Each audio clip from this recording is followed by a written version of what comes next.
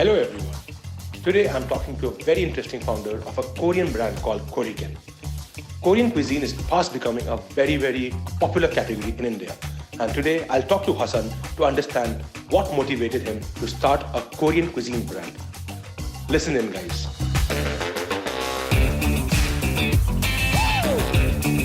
Good evening, Hassan. Really happy to be talking to you. Koriken is fast becoming a great Gen Z brand. I would love to hear from you on what it took to make this brand that has become today. And in the next 15-20 minutes, would love to know how this actually happened. Hassan, so how did Koriken happen? Like Korean brand in India, what's the story behind it? Korean goes back to when I was in Canada. Okay. I went there actually for my masters and worked there for a bit. But there was always a small bug in me to always be a part of the food industry. Yeah. And then I just dropped everything and I thought, okay, let's see where this industry takes me. Yeah. So I saw a small restaurant opening near my house. Mm-hmm. I just dropped everything and just entered the kitchen and told that I want to start something in this industry. So can you take me in? Yeah. And that's how my journey started. That was still in Canada? That was in Canada, yes. Okay. So back there, you have an MBA degree or you have a school degree, it doesn't matter. You start from the ground up. Yeah. So started off as a dishwasher. Wow. Worked myself up to as a mise en place chef, as a prep chef, and then on the line. Yeah. Then when I was working on the line, I was working under a Korean chef. Wow. So I got a little bit of an experience of Korean cuisine there. Yeah. And also, whenever we used to hang out us as friends, I noticed that we would always go to Korean fast food. There was a lot of overlap on the flavor profiles for Indian food and Korean food. Is that so? Yeah. Okay. Very strong on a different level, different kinds of flavors. Mm-hmm. It could be the sweet, spicy, tangy. Yeah. That's how Indian flavors are. Yes. So I'm like, okay, there's something here.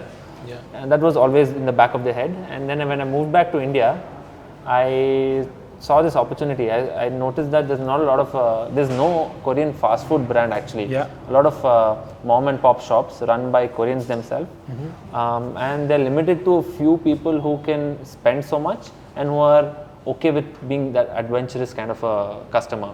But not to people who are watching this K-drama, K-pop frenzy, and I thought, okay, let's cater to them. Yeah.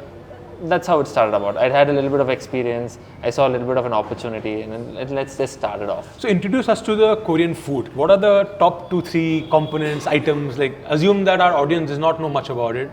What is Korean food like?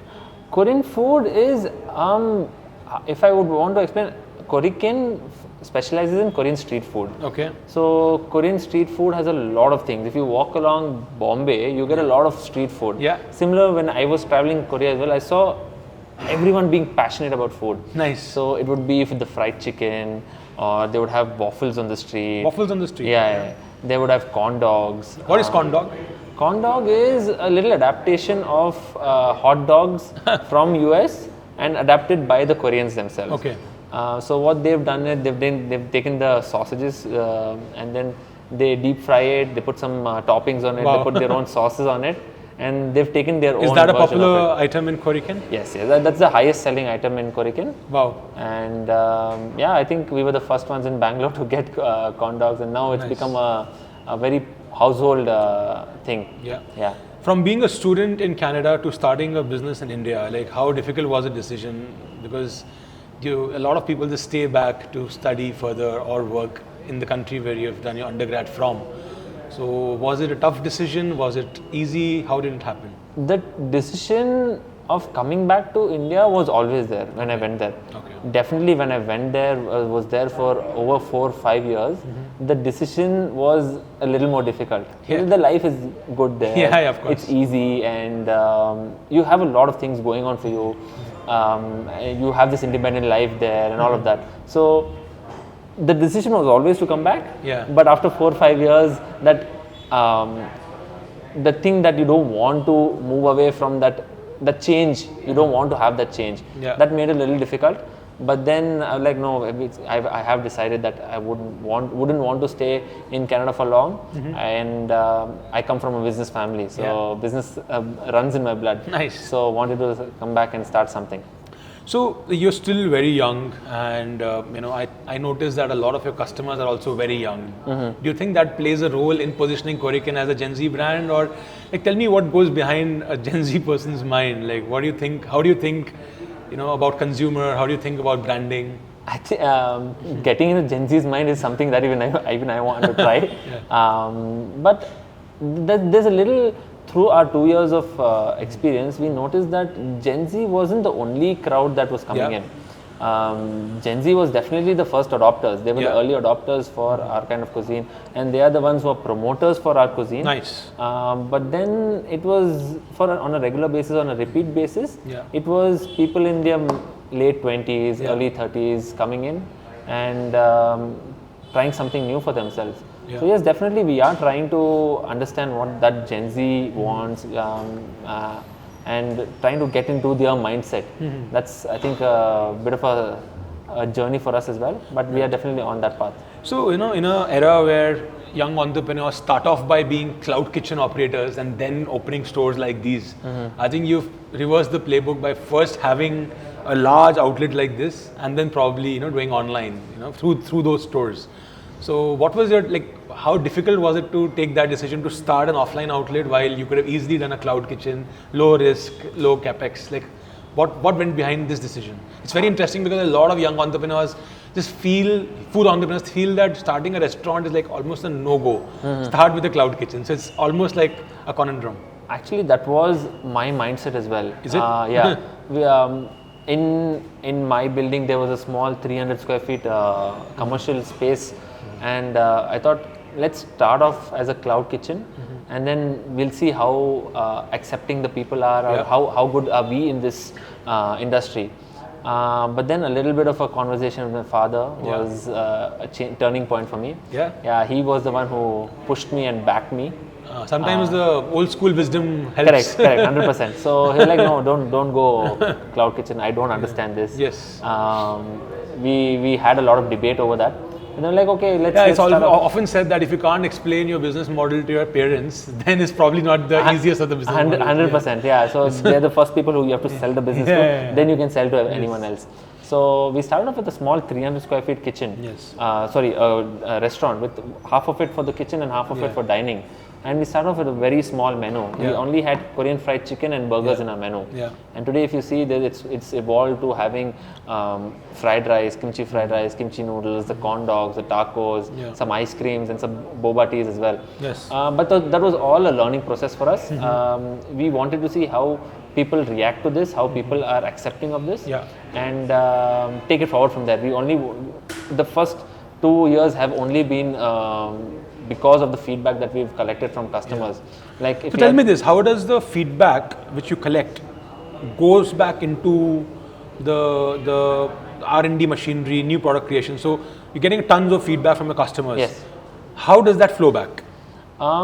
This is after 2 years of feedback. It's important to know that everyone will have feedback. It is what makes sense for the business, that you have to take it from. If you're getting hundreds of messages from customers that you have to do this, you're not doing this right, you're not doing this right. Out of that, probably only 50 or 30 will work. So you have to take that collective decision. You have to know that why did you start off with. I started off Koriken because I wanted a Korean fast food brand. If someone came in and told that, hey, you don't have a lot of options for the kids, we definitely want to include a lot of options for the kids as well. But at that moment, it didn't make sense. Also, I think in any food brand's journey, catering to 100% is impossible, right? McDonald's also, I'm assuming, on day one did not have the Happy Meal. It came in much later. Yeah, exactly. So it is important to know what can you bring in now, and what's important for the business.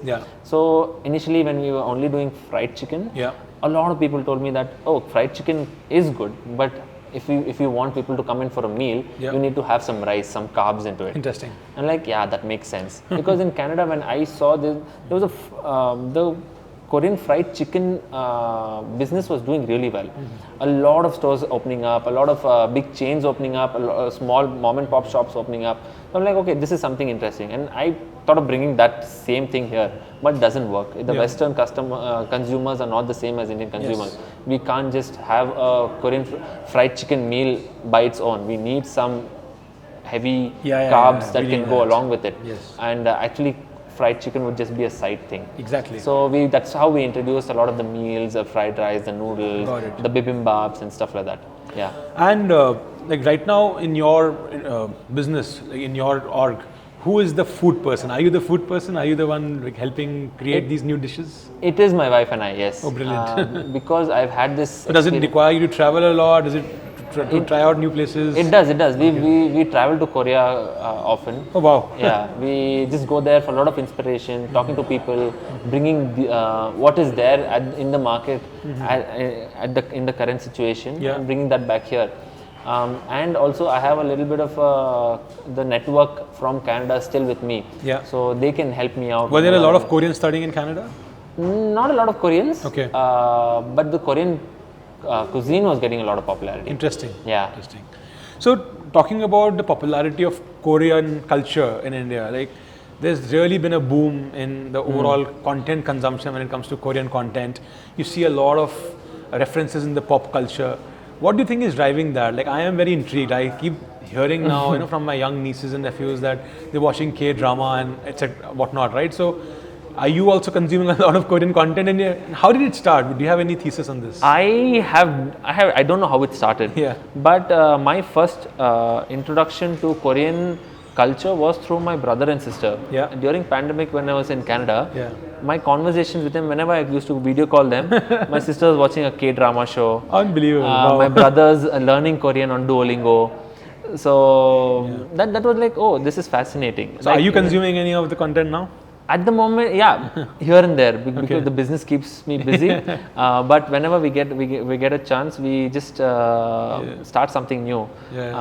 So and whenever we do some events, Korean events and stuff, I see that K-pop stars, the music is really good. People can connect. There's difference between the Western dramas and the Western entertainment and Indian entertainment, whereas there's a lot of similarity between the Korean. I heard so. My sister is watching a lot of K-drama and she's saying it's very, very similar. Yeah, they emphasize on love and hate. Like if you see those 80s and 90s movies, there's a lot of drama in them. Even if one slap would go 3 times. So that's how it is. Even a proposal by a boy to another girl would be a little slow motion, nice music and this and that. In fact, someone recently told me that a lot of Indian Bollywood music has become very, very popular in Korea as well. Oh, I didn't know this. In fact, like they are singing a lot of Indian music without even knowing the meaning, So in a lot of these reality shows, the Korea Got Talent equivalent, a lot of singers are now singing. Oh, this is news to me. Yeah, so I think there's a lot of cross-pollination happening. Yeah, that's what I see. And I see a lot of Korean people collaborating with Indian music stars as well. So all this, I think. But outside of content, do you also see Korean brands doing anything in India? Are you aware of any of the Korean brands coming to India? Korean brands in terms of cosmetics and skincare and everything, it's really the next level now. If I go there. Whenever I travel to Korea and I see that this is something new, and I look back on Nykaa or Myntra or something like that, we have it there. Oh wow! So there's nothing that's not there so in India. K-beauty is also a thing. Yes. So I think, and they are doing really well in K-beauty. I think they are the pioneers right now, in especially skincare. That's what I've been told by my wife and my sister, that the skincare products are really good. Brilliant. And the treatments and everything are really good. So I think all this builds a lot of familiarity, and that helps our business as well. And people, they consume so much Korean content, they're consuming Korean beauty products. So why not consume Korean food as well? There is clearly tailwinds for you, I think. Yes. So, changing tracks, so you running an online, offline business both, again, a lot of budding food entrepreneurs would love to know, are these two businesses, of course you're serving it from the same place, but are these two businesses inherently different? Customers coming and eating in versus ordering in. So are they similar businesses, or if not, what are the differences? I think back-end wise, they are very similar. Yeah. My chef wouldn't know it's going for an online or Oh, an is it the offline. case? Okay. No, they know it's a but Swiggy they will delivery. be exactly the same preparation. It's going to be the same preparation and everything. So there's no difference in that. And no different menu on Swiggy versus offline? No. A few things we still don't have online because like it's not travelable probably. Yes, our corn dogs are the number one items in our menu, but we don't have them online. Purely because it does not travel well? It does not travel well. A lot of our dishes also we don't put because they don't travel. Yeah, exactly. So that was a conscious call. Like, let's not give people expectations and not live by them. Yes, exactly. So that's one thing that we've consciously taken a note of. And like I said, in the back end, there's not a lot of difference. Understood. A chef wouldn't know that he's preparing it. Obviously, the KOT tells him that it's for Swiggy, Zomato, or for dine-in. Yes. But the preparation is the same. And the only difference how it works is the way you're working in the front end. In the front end is what for offline it's the service people who are the face of the brand. Yes. And the face of the brand for online is the food and the way your packaging works, how you've placed your how you position your brand. That works really. That's an important part, I'd say. How you differentiate yourself from the rest of the brands. Yes. So that's something you have to play with. The front end, I'd say, what the consumer sees is what's different, but the back end is the same. Got it. And tell us about your footprint. How many stores do you have right now? How many you plan to open in the next 12 months? So currently we have 3 locations, and fourth one coming up in the next couple of months. Nice. You're largely in Bangalore. Yes. Okay. We dominantly in Bangalore itself. Yes. In the next 12 months, we see opening another 4 more within the Bangalore region, and then we want to go outside as well. Brilliant. Yeah. Brilliant. And are you a foodie? Oh, I am. I keep trying. I'm not very adventurous. Yeah. But I need to try something new every time. What are your favorite restaurants in Bangalore? A couple of them. I like a few. I like in Indranagar. There's this place. There's Daddy Daddy's Cafe. The food is good. Miso Sexy has good food. Very nice. Yes. I like the sushis. So is that your favorite cuisine? Sushis? I like Asian. Thai basil is good. Yeah. So I prefer. I come from a Muslim household. So at my house there's always heavy food, Mughlai food and stuff like that. So have you tried Sharif Bhai biryani? Sharif Bhai biryani I haven't. You should try it. I should. I know. Yes. I am not a big fan of biryani because is that because it's staple food for you? Yes, I've eaten so much biryani and I'm like I keep away from biryani. Makes sense. Yes, but otherwise, Asian food, light food, is something. And is Korean different from other Asian? Like because if you look at Thai, Chinese, Japanese, they have a certain flavor profile which is not very strong, like mild flavor. Do you think a Korean food stands out in that regard because it's slightly stronger flavors, as you told me? I think it does. Even if you say Chinese and Thai, I see Thai and Chinese also very different. Thai is very coconut broth and there's a lot of basil in it and stuff like that. So that way it's different. Chinese has a lot more chilies and garlic and ginger and stuff like that. In Korean food, we see difference. Yes, the flavors are stronger.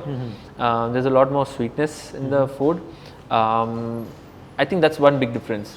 Sweetness is a big difference. Koreans like their stuff sweet. Wow, interesting. Yeah, and if it's sweet, it's sweet. If it's spicy, it's spicy. Yeah. There's no middle ground for them. No sweet and sour kind of a thing. No. They do have it. They try balancing it. But if it's sweet, they're going for sweet. If they're going for spice, they're going for spice. So you are a very young entrepreneur. So do you have any advice for young entrepreneurs trying to become food entrepreneurs? Because I see that trend, where a lot of young kids really want to start their food brands. So maybe a word of advice and maybe some anecdote from your struggles, like any business goes through the cycles of ups and downs, right? So anything that could help the young entrepreneurs or budding entrepreneurs. I think if you come into this industry with a lot of passion and the expectation that you're going to be putting a lot of time and effort into this, I think it's a great business. I still see, like from my travels, I see that there's a lot of things that can still be brought to India. Like these days, boba tea is doing really well. Do you have boba teas on your We do have boba in them. We do in the form of mojitos with boba. So that's Is that also Korean? That's Taiwanese. Taiwanese, okay. Yes. So a lot of things are still there. Like the market is still open for a lot of players to come in. Just keep an eye out for new things that are there. See what can work in India, and I think put your passion and dedication to it. Yeah.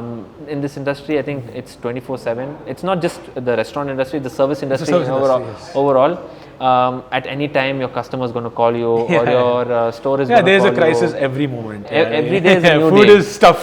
Every day is a new day. Yeah. So I think if you bring in you come in with the expectation that you're going to be putting a lot of hard work into it. Yes. Then I think this business is good for you. Yeah. Great. Yeah. Guys, all the best, Hassan. It's been a great conversation, and the space looks good. The food is Thank great, you.